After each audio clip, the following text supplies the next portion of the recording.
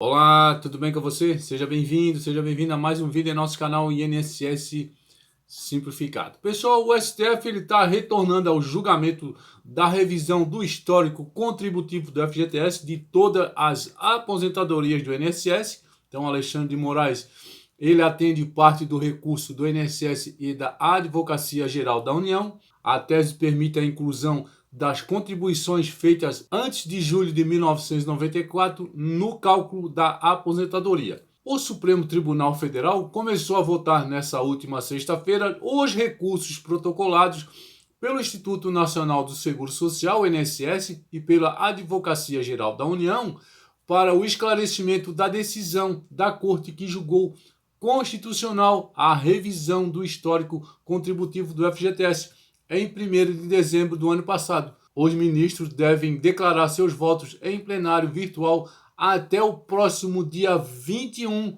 de agosto. Pessoal, e antes de continuar, eu gostaria de pedir uma gentileza para você que é super rápido. Se inscrever em nosso canal e deixar seu like, assim fortalece nosso canal e a gente pode postar vídeos todos os dias com matérias atuais para você. Em maio deste ano, o INSS ele solicitou a suspensão dos processos sobre o tema e o cancelamento da decisão do STF de dezembro do ano passado, que foi publicada em 13 de abril deste ano, quando a Corte declarou constitucional a revisão. Caso não ocorra anulação, o INSS pediu que a revisão não seja aplicada a benefícios previdenciários já extintos, a decisões que negaram o direito à revisão do histórico contributivo do FGTS e a diferenças nos pagamentos de prestações de benefícios liquidados antes a divulgação da decisão.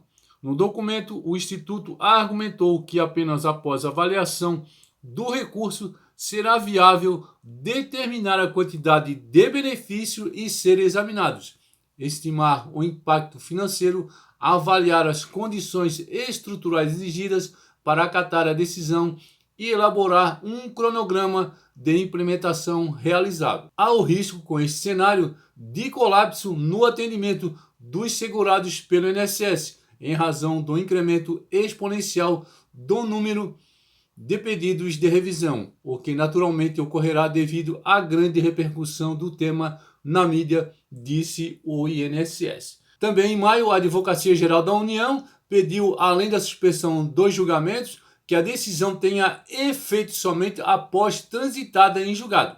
Na prática, a decisão permitiria a revisão somente às aposentadorias ainda não pagas, sendo vedadas aquelas já existentes. A União também busca do STF uma definição sobre o momento em que ocorre a prescrição do direito, ou seja, a partir de qual momento os beneficiários não podem mais solicitar o recálculo. O objetivo é evitar a imposição de pagamentos retroativos referente a parcelas que já foram recebidas há muitas décadas. As medidas seriam necessárias para a preservação da segurança jurídica e em razão do impacto da nova tese de repercussão geral sobre as contas públicas, bem como levando em conta os limites da capacidade administrativa do INSS, diz o texto da Advocacia Geral da União. Para a preservação da segurança jurídica e em razão do impacto da nova tese de repercussão geral sobre as contas públicas, bem como levando em conta os limites da capacidade administrativa do INSS, é necessário modular os efeitos de forma que o tema 1102 tenha eficácia prospectiva.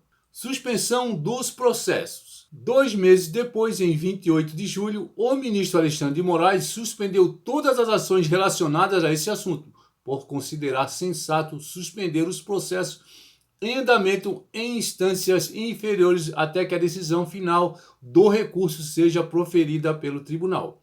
Moraes também enfatizou a existência de decisões provenientes de tribunais regionais federais que autorizariam a execução temporária das sentenças e observou que alguns tribunais têm ordenado a implementação imediata da revisão, dispensando a espera pela confirmação definitiva do precedente estabelecido pelo Supremo. O relevante impacto social impõe que a tese de repercussão geral seja aplicada sob condições claras e definidas, afirmou na ocasião em julho. É prudente que seja determinada a suspensão dos processos que tramitam nas instâncias de origem até a decisão definitiva desses declaratórios, haja vista que tramitam nas instâncias inferiores processos versando sobre a matéria analisada no precedente, inclusive com acórdão proferido pelos tribunais regionais federais, o que permitirá a execução provisória dos julgados,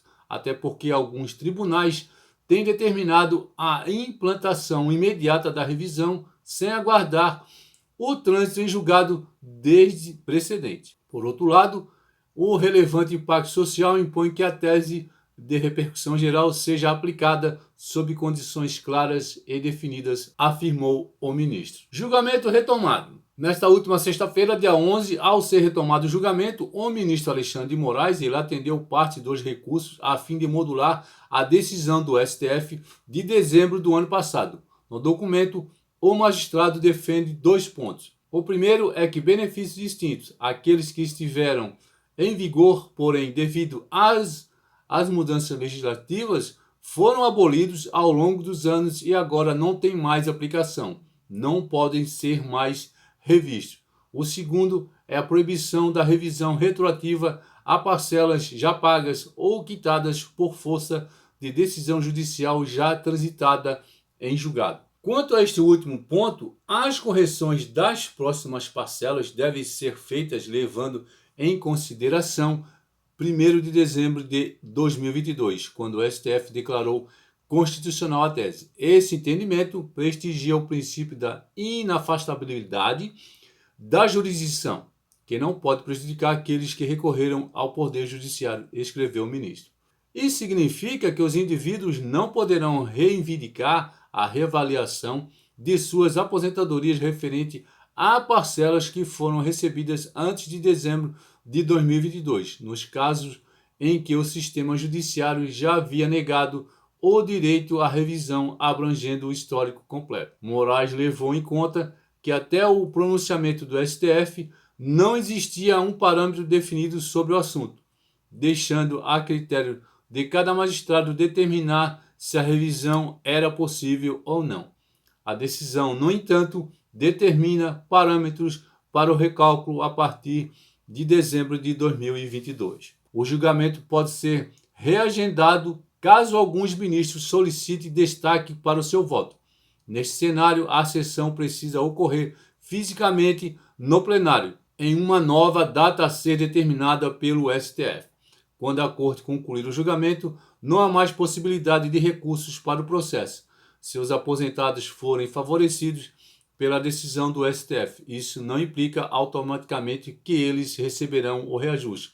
Os processos voltam a tramitar na Justiça para avaliação de caso a caso. Então, nessa última sexta-feira, dia 11, voltou a tramitar, o processo, esse julgamento da revisão da vida toda. Os ministros têm até o dia 21 para proferir os votos, E se algum ministro pedir vista, pedir mais um tempo, pedir vista, pedir mais um tempo para analisar o voto, a votação ela vai parar, O pedido de vista ele tem 60 dias, O ministro que pede vista ele tem 60 dias para proferir o voto, mas com direito a mais 30. Então ele pode ser até 90 dias, Então é torcer para que nenhum ministro peça vista para não ter mais morosidade, para não demorar mais tempo essa votação.